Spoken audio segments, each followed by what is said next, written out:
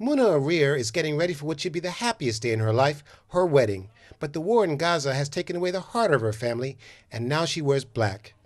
Her fiance Ahmed is so angry he won't be seen. And Ahmed's mother explains how the Eid holiday has been ruined and the plans for a wedding shattered. This Ramadan we've had children killed and buried in front of our eyes. In a moment I've lost everything. Our home destroyed. How can my daughter-in-law pretend to be happy in her wedding? Muna is drowning in grief from the losses. Her father, brother, and 2 uncles. Because of the fighting in Shejaiya, no ambulances could get to them when they were injured. They bled to death.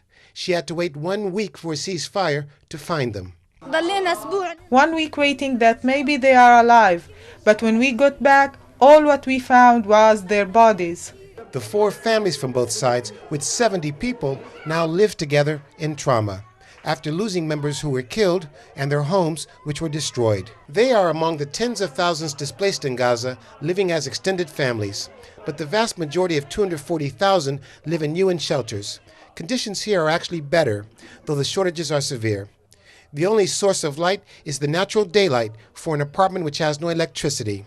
Elsewhere in Gaza, the average is 2 hours a day. There is no running water, and water is kept outside in tanks that are empty today.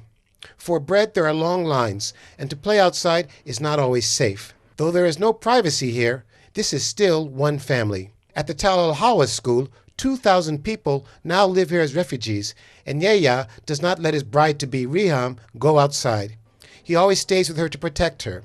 Their plans to get married after Eid also shattered by the war. But the war has made them stronger together. I lost my job because the factory I was working in was destroyed. So I don't know how to find myself a job. Riham is also coping with loss of her favorite uncle who was killed and her home also destroyed.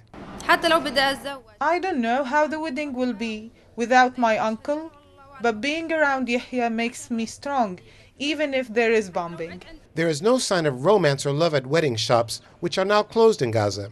These days, the shops for brides are in buildings for refugees, who are grateful just to have a shelter. The shops for dresses will stay dark, and there will be no brides in waiting, until it's time for Muna to no longer wear black, and it's safe for Riham to go outside. Carl Bostic, Arise News, Gaza.